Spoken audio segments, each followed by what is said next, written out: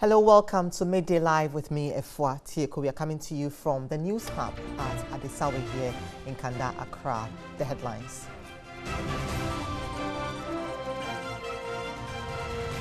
Media Coalition for Right to Information Bill prevented from entering Parliament's public gallery in a peaceful protest. Ghana Maritime Authority under pressure to respond to recent spending by its Director General.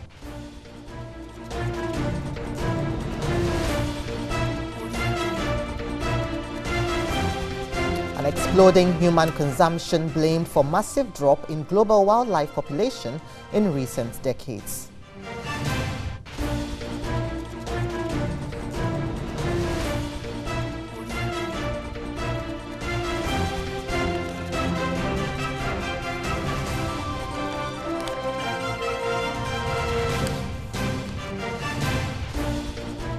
We have details of all these and more in the next 60 minutes to stay on.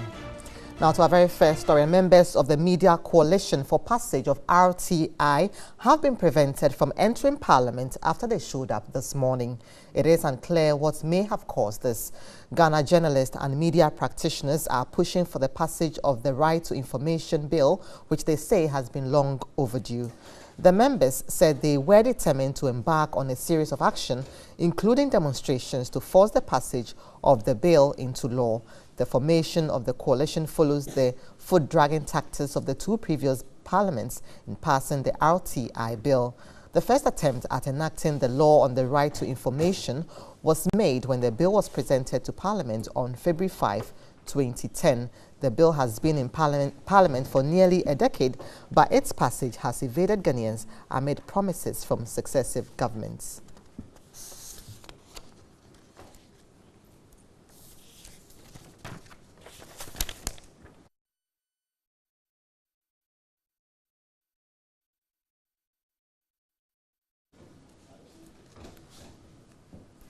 So joining me in the studio is Elvis Darko, who is a leading member of the coalition and was with the coalition this morning. Elvis, thank you for your time this afternoon. Thank you. So you were refused entry into the public gallery of Parliament? Yes, on grounds that we are wearing a T-shirt with the inscription that RTI. The mere fact that pass the RTI bill now is written on this T-shirt, that's why you have been prevented from Parliament. The police said they checked from Parliament, they have strict orders not to allow us into Parliament. And every effort to get the police to understand that, look, we are just going to sit at the public gallery peacefully to listen to Parliament, to know if the bill is on the agenda. That is the only reason we are going to Parliament. We're not going to Parliament to go and be shouting or doing anything. You have scanners that check everybody to know whether they don't have any offensive weapons on them. So we asked them, how come we are being prevented from entering Parliament? Their explanation is that because we are wearing this T-shirt. In fact, Parliamentary Press Corps members who have bought into this idea, who also put on this T-shirt, they prevented them from going to do their work in Parliament today on grounds that you should know we are wearing a T-shirt says pass the RTI bill now. That's the only reason they gave us. How many of you were at Parliament too? We are many. In fact, the numbers that came, what happened was that because we launched the coalition yesterday, only those who had the launch that had the T-shirts. So some came and they don't have the T-shirt. So for them, they were able to go to the public gallery. But so long as you are in a T-shirt that says that pass the RTI bill now, one of these that I'm wearing, then the police will just tell you that no, you are not allowed to go in. And when you ask them why, they said the strict order is that anybody wearing anything with inscription that pass RTI, they should not be allowed. So if you want to be allowed in, they go and remove this T-shirt. Then I think it is unreasonable because this bill has been in Parliament since 2010. So there's no member of Parliament who is not aware of this bill. So if a bill has been lying in Parliament for 10 years, 8 years, and nobody has passed it, and you are resuming your sitting, and you see people dressed in a T-shirt, just that saying that pass the bill, I don't see how anybody should be jittery or afraid that these people may be dangerous and therefore should not be allowed to enter the chamber of the House, to enter public gallery. It's supposed to be a public gallery. Since when did Parliament have the power to be telling people what they should wear before they can enter the public gallery? I just don't get it. So for me, the reasons they are giving that because we are wearing RTI and because we are a group wearing this, it means that we are conducting a protest. A protest that is just to come and sit down quietly and listen to you. how does that become so violent that you don't want the person to right, enter the house? Just hold on for me briefly, because the MP for Tamale North, Hassan Suhini, has also said that delay in passing the RTI bill reflects a lack of seriousness on the part of government. He spoke on Newsday. Let's take a listen. I have free advice to my colleagues in the media and especially campaigners for the passage of the RTI bill. I want it passed also, and that is why I am minded to give this advice. Okay. I think the focus of the campaign is wrong. Why? The focus of the campaign should be government and not parliament. I hear there will be picketing and demonstration in parliament today. I think that it should be done at the Flagstaff House. Because you see, we have a government nominee in parliament who represents government business. And so whatever government wants done in parliament is done. It's done. And we have situations where bills come to parliament, you know, agreements come to parliament, and we are not even given 2-3 hours to study it before we pass it. So if the RTI bill is delaying in parliament, it is because it is not the priority of government.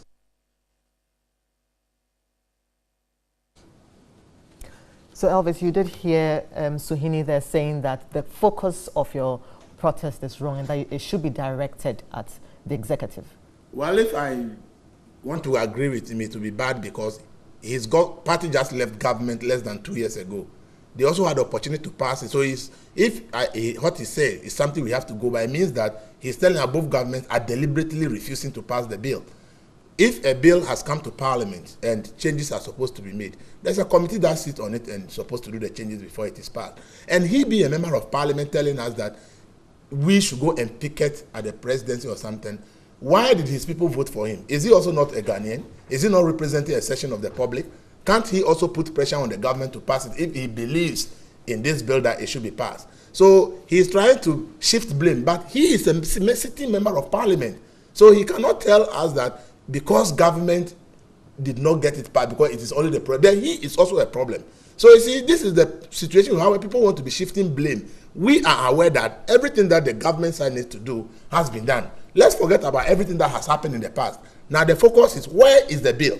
The bill is in parliament. That is why we are focused on parliament. Yes, what he said in the past, his own government has also done same. They've all delayed the bill at one stage or the other. So it's a confession that he has made. But as we speak today, the bill is no longer in the hands of government. The bill is in the hands of parliament. So we cannot go and be protesting against government when the bill is not there. Right. So now that you've been refused entry into parliament, what other steps do you have up your sleeves in this push for the RTI? Well, for the prevention, it's unfortunate. And as we said, we plan a lot of actions that, for instance, if we think that there's deliberate plan to delay this bill again, we will use all kinds of legitimate means, including protest, chasing the members of parliament to wherever public functions that will be represented with our t-shirts and our placards, that wherever you go, so long as it's a public place, we will be chasing them to those places and say, until you pass the bill, we will not stop chasing you.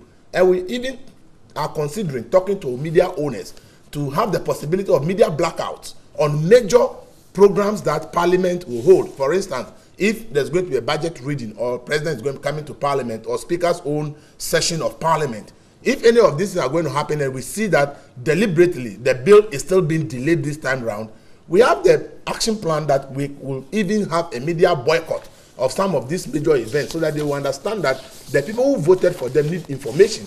And if there's a media blackout, it will be difficult for them to get the information, because right now, the ordinary person cannot go to any public office that I'm going to look for information, because the officer sitting there will ask you, based on what law am I going to give you the information? What procedure am I supposed to use to give you the information? Because even though the Constitution grants the freedom of expression and speech, it did not provide the modalities that the one seeking the information should go through to get the information. Same way, there's no modalities that the one that should supply the information, what the person should do, processes it should follow to be able to supply the information. So the person sitting in the public office, but how do I give the information when I don't know what to do? So this law is going to spell out that if you are seeking information from any public office under RTI, follow process A, B, C, D. And when it gets to the officer there has specific timelines to also get back to you. And the procedure that officer is supposed to use to also get the information to you is also spelled out. And this bill, nobody should make a mistake. It's not for the media, as the MP said. The bill is for his own people in their constituency.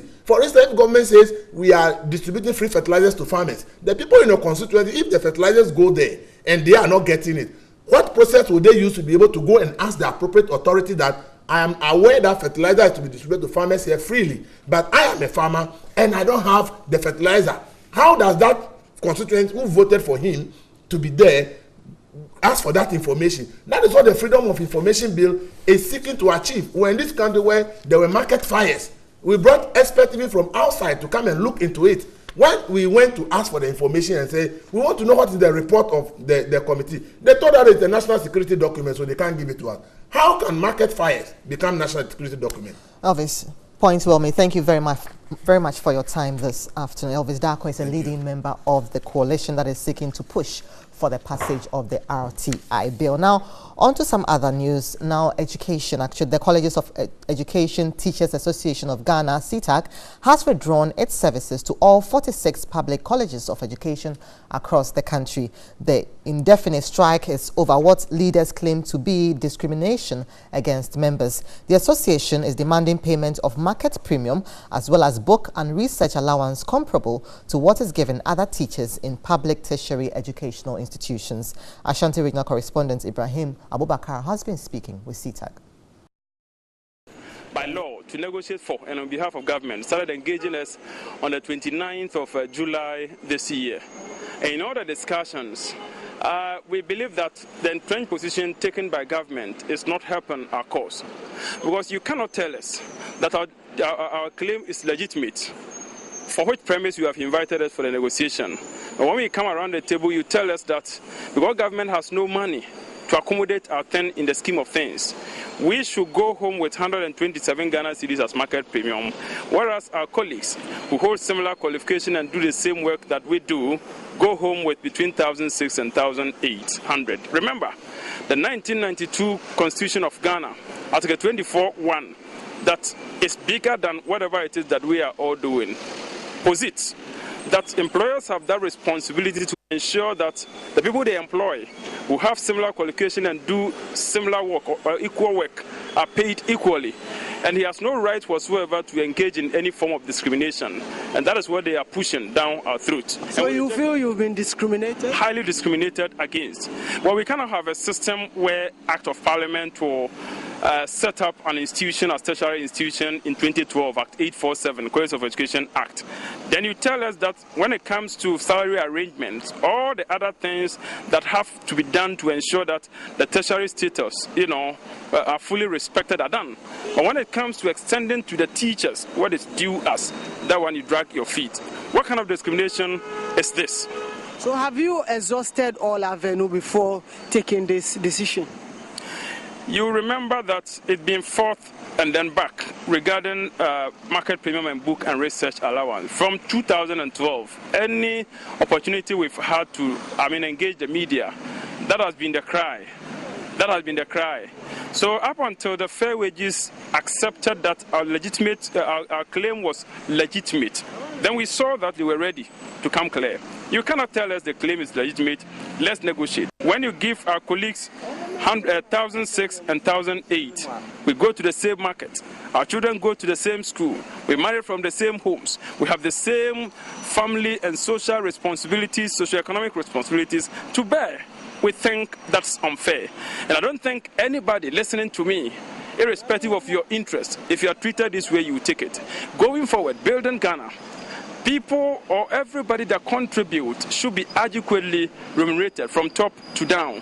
And it shouldn't be somebody's preference to decide to accord to somebody what is legitimately due him or her. So that's exactly what we're asking for. So how long is this strike going to last? As long as government continues to display this what I feel that he has displayed, we would also stay home. Have you also considered who are always at the receiving end? Exactly. We have considered that there are other people's children, they have future, and things have to be done. I believe we have also considered ourselves that we are also other people's children with huge investments made in us that we have to also work and justify. People who deserve future, secure future, people who have to work and then justify our survival in the society.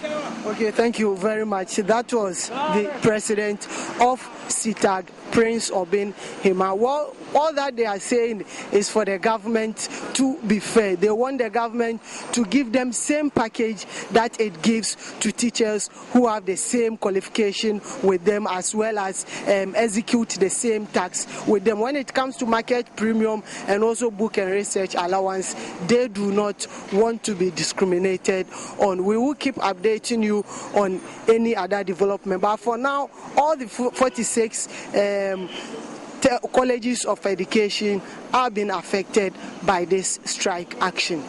Ibrahim Abubakar, TV3, Kumasi. Well, let's still stay on education because the Asantehene Otunfo Seitu II has held a closed-door meeting with the various interest groups at Menchia Palace in Kumasi over students' protests and the university's management impasse. The Asantehene Otunfo Seitu II, who is Chancellor of the university, was out of the country during the students' protest, which resulted in the vandalism of property on campus. The Asante Regional Security Council closed down the university indefinitely until government last Thursday announced the dissolution of the university's governing council and the reconstitution of an interim council. Government's decision has been resisted by various interest groups on campus, including the University Teachers Association of Ghana, UTAG, the Teachers and Education Workers Union, TEU, the Ghana Association of University Administrators, GAWA, and the Federation of University Senior Staff Association of Ghana, FUSAG. These groups insist the acts and statutes of the university provide adequate mechanisms in resolving the impasse and want the dissolved council reinstated. Representatives of all these groups, as well as the management and students' representative council of the university, met with the Chancellor Otunfo Seitu in a closed-door meeting at the Menchia Palace on Monday. TEU chair the KNUST, Charles Arthur, who was at the meeting, spoke to TV3. Chancellor said that the government can withdraw its members being the 4 and then replace them. And then he is ready, he is prepared to allow that, and then he will inaugurate them either Friday or before Friday so that that council can go ahead. By this, the Vice Chancellor will have to go ahead doing his work.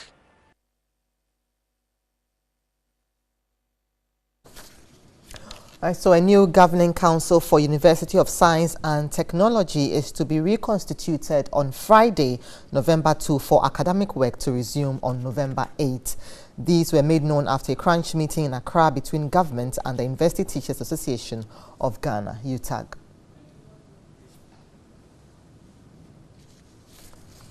Right, so the Union of Ghana students have thrown their support behind the Asantehene Otunfo Seitu II as he takes steps to restore peace and order at the university. And our statement by the student group urged the stakeholders to be resolute in the protection of academic freedom and the discussion of academic issues beyond partisan lines. Nooks, in their concluding remarks, cautioned management of KNUST that the intervention of Otunfo does not indicate a support for management, but the love of His Highness for progress and to end the impasse. Therefore, management must be willing to engage students in bringing the matter to a peaceful conclusion.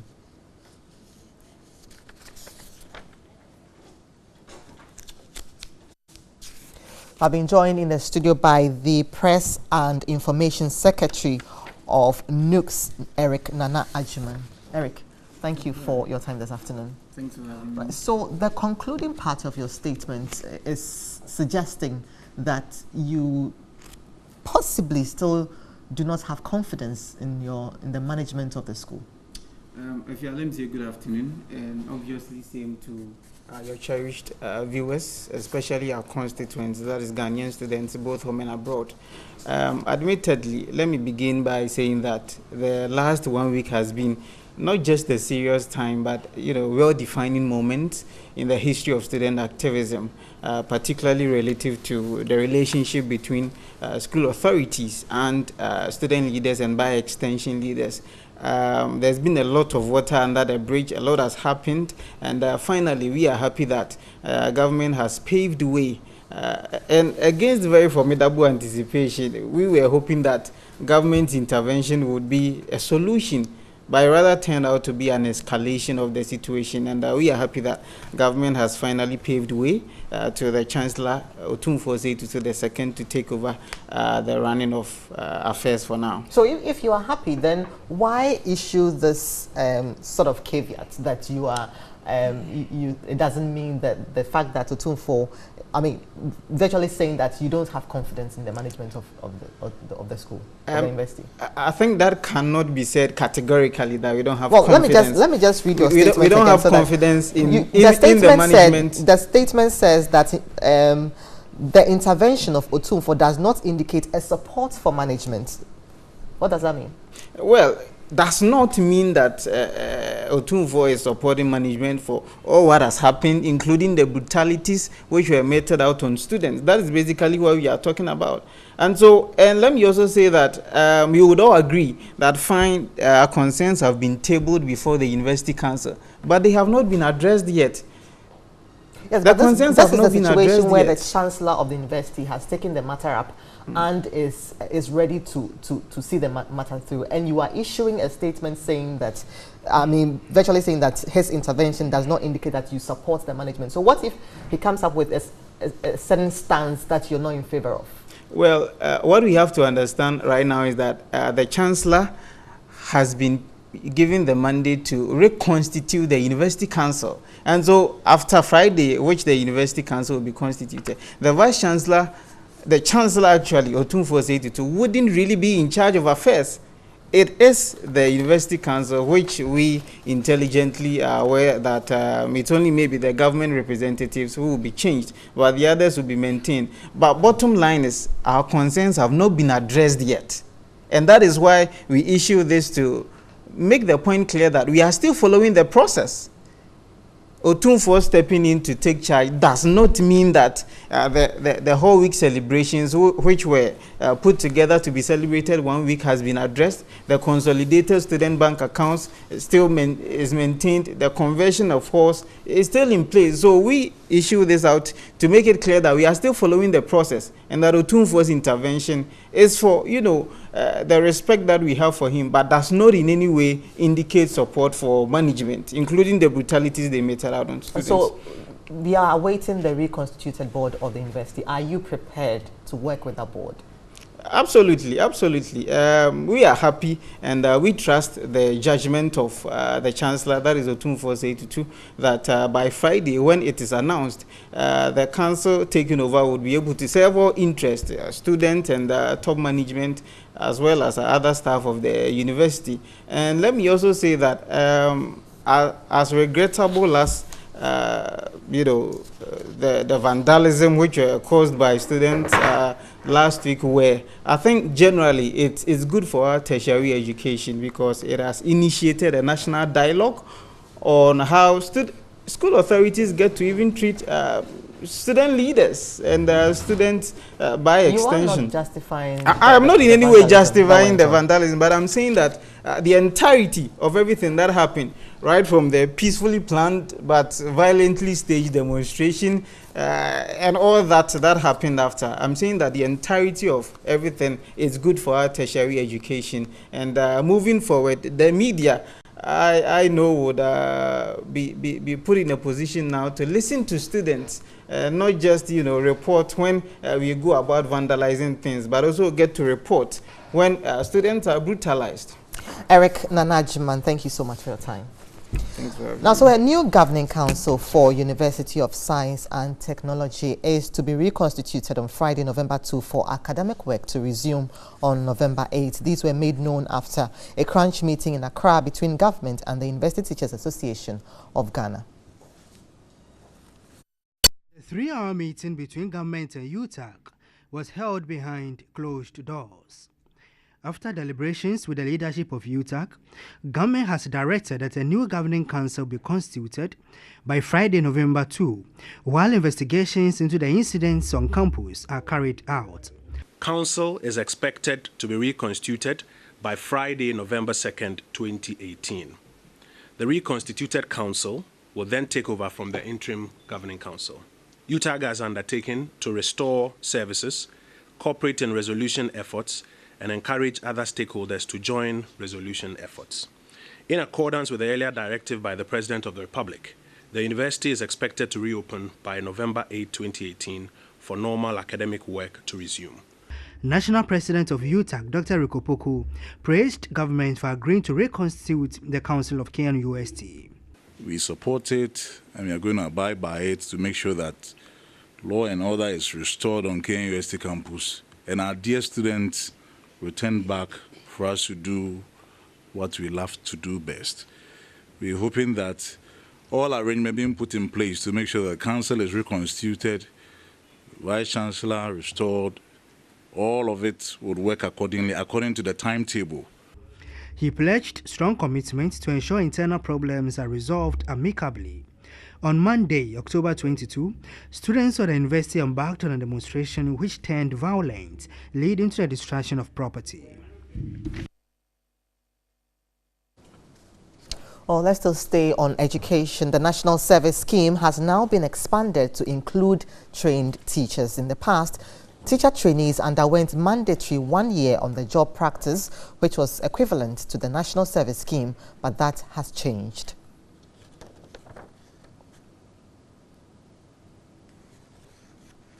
Also, to help us understand this system is the Director of Communications at the National Service Secretariat, Nana Pra. Nana, thank you. Thank you very much. So we know that the teacher trainees undergo a mandatory 1 year practice on the job. How different is this from this new directive for them to be onto the National Service Scheme, to be on the service? Thank you very much. Let me extend my greatest felicitation to your cherished viewers and to also greet your producer for inviting us to explain issues. First and foremost, let us take it from this angle. If you take the National Service Act at 426, it stipulates that every Ghanaian who has completed an accredited tertiary institution and is at the age of 40 and below is mandated to undertake 1 year national service. And so previously, teacher training colleges were not tertiary institutions, and for that matter, were not undergoing national service. Currently, from 2005 up to date, College of Education, as it is now called, are tertiary institutions, and therefore the graduates have to undergo 1 year mandatory national service. But the question that the newly trained teachers keep on asking, some of them do, as to why are we bringing the national service at this time. And I normally respond that that is not a question, because if previously, let's say, the National Service Secretariat were not posting them, now the current management of the scheme see it as an expedient to take up our mandate to ensure that now that they are tertiary institutions and tertiary graduates with diploma or degree, they need to undertake the 1 year. Yes, but one of their concerns is that prior to the notice, this notice given them, they've had to pay certain amounts, you know, and now they are also being asked to pay additional amounts for them to take up some PIN code. And, beside that, the time frame with which they received this news is pretty short. I really appreciate the concern, but for the 40 cities for generation of PIN code has been explained. You know, the NASPA, National Service Personnel Association, it's a group of personnel themselves, their association, and they take 10 cedis for their welfare and activities. And then the 10 cedis is also for ID card, biometric ID card, and then the 20 for administrative charges. That has been explained, and I don't think that is the main concern. In fact, critically, their concern, one, is that after the national service, are they going to be employed by Ghana Education Service? Two, how come they are taking 559 instead of 1,002? And we state that all graduates who completes accredited tertiary institution has to undergo national service. And the national service 559 is the allowance. Again, when they finish with their national service and then they have scored the licensure examination, then it means that they have fulfilled the mandatory activities, and therefore the GS, who is now an employer, is now in the position to employ, because the National Service Act states that no employer should employ any person who has not done national service. And so GS, being an employer, is now heading to that call. And national service scheme is also now being proactive and then taking up our mandates. Don't you think they have a concern here that they've paid certain monies, and with the assumption that they were supposed to be undergoing this process under the old system, and then suddenly they are pushed onto a new system? Well, I cannot speak to money that has been paid. I cannot. I don't know any money aside the 40 and 41 that National Service, which is paid to generate the PIN code. Apart from that, I don't know. But as I said, I share the concern. But they should also note that as citizens of this country, it is their responsibility to heed to the Act 426 that stipulates that now that they are a tertiary institution, they need to do the 1 year mandatory service, after which the employer will employ them. Nana Pra, thank you very much this afternoon. I'm grateful. Right, so now let's look at some issues bordering on security. There's been 4 reported robberies consistently in the Tema metropolis. The first incident occurred on Friday, October 26th, where 2 robberies at the Community 8 Shell filling station and Starbite restaurant, one in the morning and evening. The pictures you're watching was the 3rd incident, which occurred at the Community 4 pharmacy in broad daylight. This is where the pharmacy attendants were ordered to lie down as they loot the coffers of the pharmacy. This happened on Sunday, October 28th. The 4th robbery was also on Monday at the Keeson's Hotel at Community 5. The worrying situation has raised concerns about the total security of residents in the metropolis.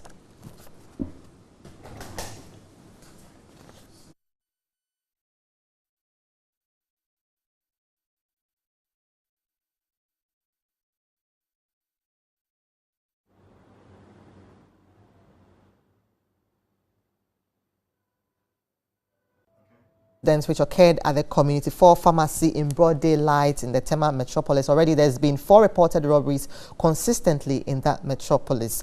Now in this particular video, the pharmacy attendants were ordered to lie down as they loot the coffers of the pharmacy. This happened on Sunday, October 28th. The 4th robbery was also on Monday at the Keeson's Hotel at Community 5. The situation has raised concerns about the total security of residents in the Tema metropolis.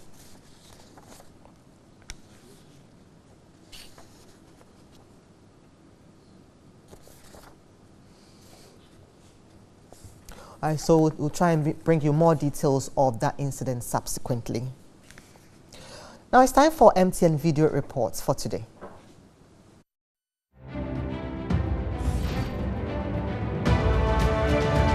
I am currently standing on the road. It is a main road linking the other side of the area called Patuli to the industrious area where they manufacture the shea butter. And in fact, this road is an important road in Savulu. And here is the case. We have an incident on the road. We have an electric pole erected in the middle of this important road. I actually don't know whether the pole was there before the road constructor did the road, or they did the road after which the VRA people too erected the electric pole. This pole can cause a lot of accidents on this road. So I am pleading on the rightful authorities that they should come to our aid and remove this pole. I am Joseph Peter Sohini, reporting from Savulu.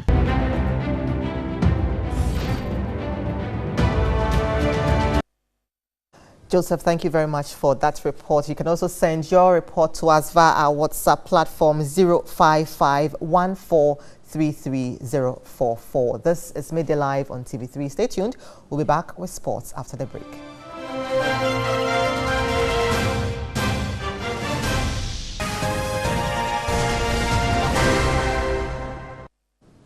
You're welcome back, and it's now time for business. The Customs Division of the Ghana Revenue Authority has revoked the operating licenses of 20 freight forwarders for falsifying the port of loading documents from India to other countries. They also underdeclared the values presented to customs for duty and tax purposes. Out of the 20 freight forwarders being sanctioned, 13 are said to have diverted transit goods, while 7 are being punished for falsifying the port of loading documents from India. In a public notice issued by the GRA, the Customs Division noted that efforts are underway to retrieve all the revenue underdeclared. The authority has, however, advised importers, freight forwarders, and the trading public to desist from falsifying their import documents submitted to the GRA.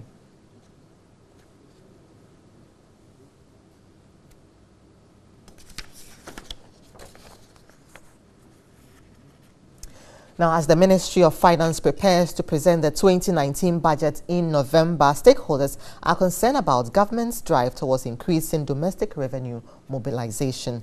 They are calling on government to focus on the informal sector in order to lessen the burden on the financial sector. A report by Noong Falong.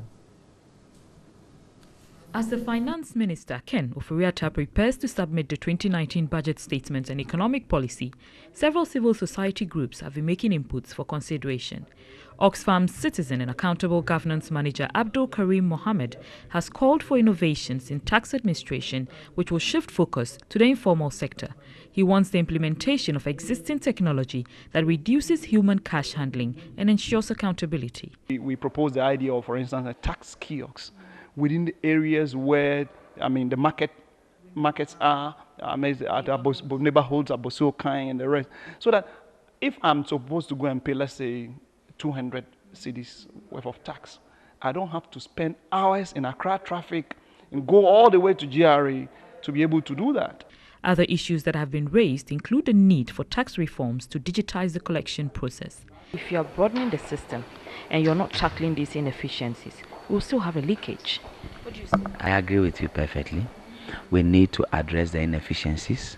We need to address even the attitude of the tax authorities to ensure that this digitization agenda becomes fully complete. If you know that this digital thing has captured you, you would be willing to share information as quickly as possible. The Dean of Students at the University of Ghana, Professor Godfred Bokpin, believes analyzing government spending with regards to revenue generation is important to put fiscal disparities in perspective. In 2017, we were assured of how the revenue envelope could go up with certain measures. We came to 2018, similar assurances with policies here and there, and with the mid-year review and the policy measures. But of course, we haven't seen the data, how the revenue envelope is responding to these measures. The fundamentals of the economy haven't changed so much. We are not in a position where we can do drastic reforms to our economy. Professor Bokpin has meanwhile urged Ghanaians to manage their expectations and focus on initiating democratic and development outcomes in the country. Government and the United Nations have launched the UN Sustainable Development Partnership Program here in Accra. The 5-year partnership framework outlines the UN support to Ghana's national development efforts.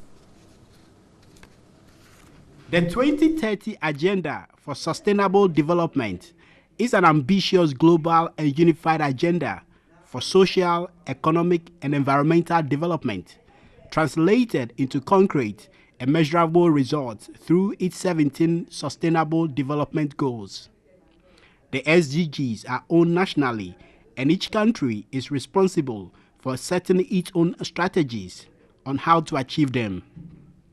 The UN Sustainable Development Partnership outlines the UN's partnership with Ghana for achieving the SDGs through 4 strategic areas comprising shared prosperous economy, social investment in people, protected and safe environment, and inclusive accountable governance.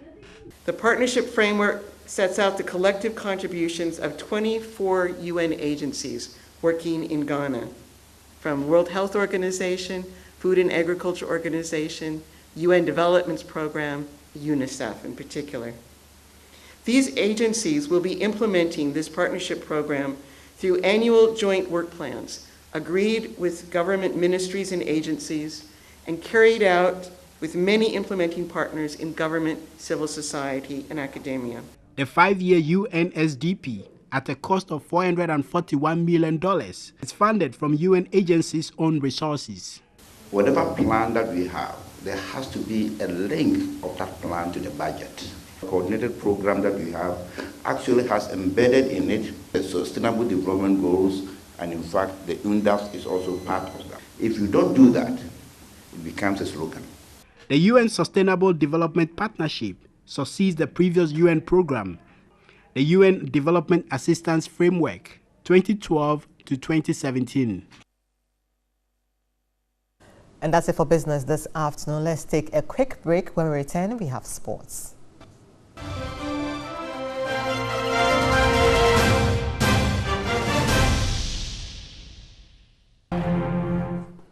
Good afternoon. Welcome back to Midday Live here on TV3. My name is Anako Jafre with the sports update. The details now. On Ghana captain Asamoah Gyan has filed for divorce to end his marriage. Gyan is also demanding DNA test to ascertain the paternity of his 3 kids. The Turkey-based superstar filed for divorce from his wife Gifty Gyan at the Divorce and Matrimonial Division of the High Court in Accra. In the latest messy divorce battle involving rich Ghanaian footballers, Gyan is accusing his wife of infidelity after casting doubt over his role in fathering the 3 children publicly known as his kids. The 2010 World Cup star and Gifty have not been on talking terms according to reports for the past 8 months, and now the Ghana captain has slapped the woman with divorce papers to end their marriage after 5 years of the union. The striker has successfully shielded his wife and 3 children from the public eye and media scrutiny, but his action in court has thrust his family into the public sphere.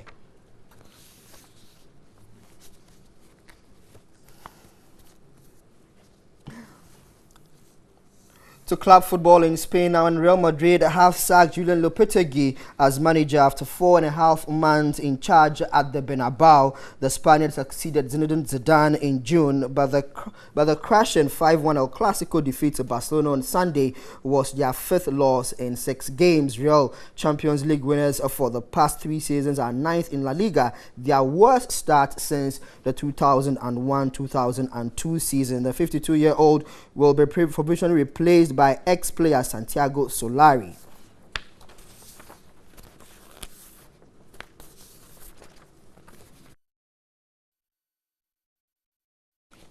Let's go to England now, and Manchester City forward Riyad Mahrez says Mr. Vichai Fijrat Hanapadra was like a dad to him after dedicating his match-winning goal against Tottenham Hotspur to the Leicester owner killed in a helicopter crash on Saturday.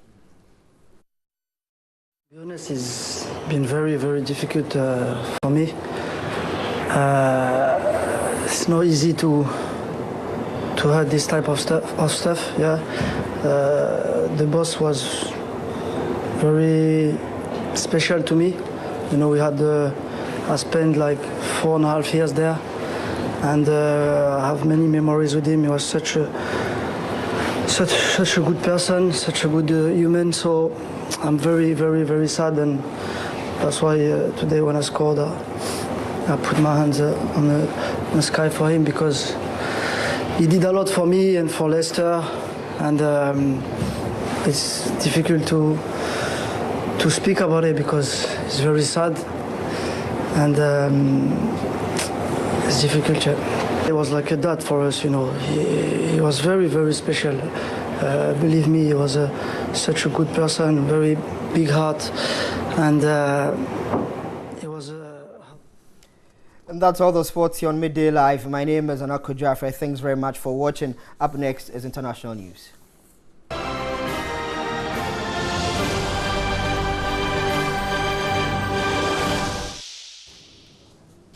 Now, the WWF Conservation Group says exploding human consumption has caused a massive drop in the global wildlife population in recent decades. In a report, the charity says 60% of all vertebrates, mammals, fish, birds, amphibians and reptiles were wiped out between 1970 and 2012. It urges policymakers to set new targets for sustainable development. The Living Planet reports, published every 2 years, aims to assess the state of the world's wildlife. The 2018 edition says only a quarter of the world's land area is now free from the impact of human activity, and the proportion will have fallen to just a tenth by 2050. The change has been driven by a rising food production and increased demand for energy, land and water.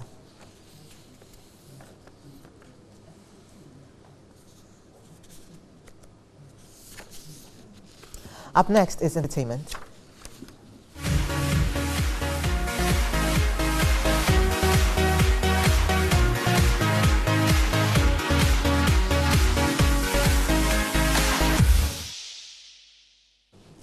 Now, music piracy is the bane of the entertainment industry as it denies composers revenue due them. Unlike the age-old arrest and fine approach, the Ghana Music Rights Organization, GAMRO, intends to legitimize the activities of the pirates and, in return, claim a share of their revenue. Owusu spoke to the chairman of GAMRO, Rex Omar, in June this year. Chairman of the Ghana Music Rights Organization, Rex Omar, admits the fight against piracy has been difficult. The celebrated musician blames the boom in the activities of pirates to poor implementation of laws meant to protect intellectual property. The implementation is what we need to tighten. It's not an easy fight, but we will get there. The Collection Society wants to be dialoguing with the music pirates they have a tough time fighting. Instead of criminalizing them, let's legitimize them, regulate them, and let them do it legitimately so that we earn something and they earn something. After all, we would have been creating jobs for the new generation instead of chasing them. So our strategy is we are coming out very soon with some branded kiosks that we call it GAMRO Download Bay. We give you this kiosk and then it's a laptop loaded with a repertoire. So the laptop itself will log whatever you are selling. So people will come there, if a new song is released, people can go there with their pen drives, with their mobile phones and whatever to go and get the music downloaded and pay a pittance for it. So at the end of the day, whatever song you downloaded for people is recorded on the system. You get your share, GAMRO get the share and transfer it to the owner of the song. GAMRO hopes to launch a pilot of the GAMRO Download Bay by the end of 2018 to test its feasibility. Already, we've started registering all the downloaders that you see around. We send messages that if you want to continue your business as a downloader, come and register with GAMRO. So, I mean, we are registering all of them. Then we will start a model, a pilot, and if it becomes successful, then we will replicate it around the whole country.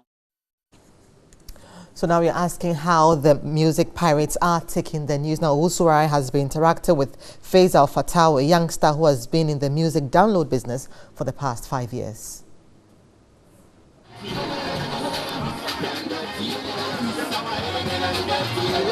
What's your name? My name is Bidaraba. What do you do? I'm a software engineer. And so what does your work entail? Software engineer, what do you do? Like, I program software for peoples and also pull music and video for peoples. Right. And you pull music and video, and how much do you take in return? How much do they have to pay to take the music and video? One music is 20 pesos, but the video is 50 pesos.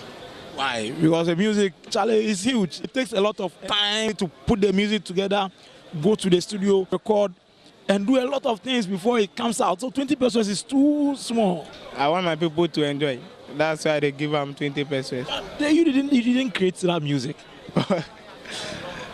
Somebody created it, and so it is their work. It's not your work. It is my work.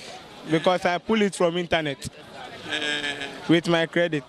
That's why I try to sell them with my energy. So if you sell it, you have to go and give part of the money to them. Why? Because I paid on internet. You should think about them too.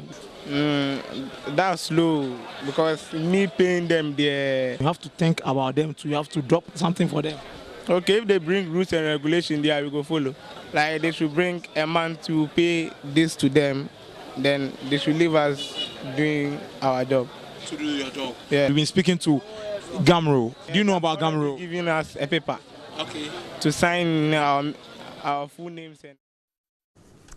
Right, so that was also right. Now, in our last interview with Gamro Chairman Rex Soma, he outlined plans to regulate activities of the PARI. The plan was to register them, provide kiosks and laptops for them so they could sell and make sales to Gamro. Rex Soma joins me on the line this afternoon. Rex, good afternoon to you. It's been 4 months after the conversion. How far have you gone with the plan?